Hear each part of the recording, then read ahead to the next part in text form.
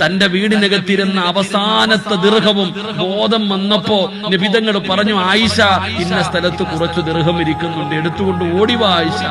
ആയിഷ ബീബി റളിയല്ലാഹു തആല ദിർഹം കൊണ്ടു കൊടുത്തപ്പോ നബിതങ്ങൾ കരഞ്ഞടോ. തന്റെ കയ്യിൽ വെച്ചിട്ട് റസൂലുള്ളാഹി സ്വല്ലല്ലാഹി അലൈഹി വസല്ലം തങ്ങൾ കരയുകയാ. എന്തേ നബിയെ കരയുന്നത്? ഇതെന്റെ വീടിനകത്തിരിക്കുന്ന സമയത്താണ് എന്റെ കണ്ണടയുന്നെങ്കിൽ ഞാൻ അള്ളാഹിനോട് എന്തു പറയും? ആയിഷ, നീ എത്രയും പെട്ടെന്ന് പാപങ്ങൾ കൊണ്ടുവിട്. തന്റെ വീടിനകത്തിരുന്ന അവസാനത്തെ ദിർഹവും പാപങ്ങൾക്ക് കൊടുത്ത നബിതങ്ങൾ.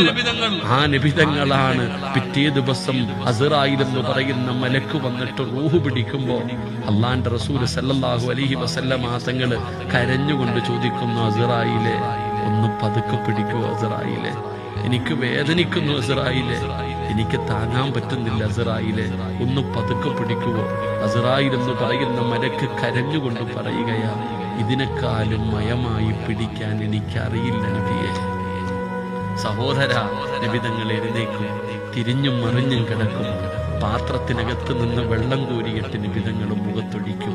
മരണത്തിന്റെ വേദന താങ്ങാൻ പറ്റാതെ അള്ളാന്റെ റസൂൽ സല്ലല്ലാഹു അലൈഹി വസല്ലം തങ്ങൾ, ഈ ലോകം തന്നെ പടയ്ക്കാൻ കാരണക്കാരനായ മുത്തുനബി, മരണത്തിന്റെ വേദന സഹിക്കാൻ പറ്റാതെ കരഞ്ഞെങ്കിൽ ഞാനും നിങ്ങളും ഒരു ദിവസം ആ മരണത്തെ നേരിടേണ്ടവരാ.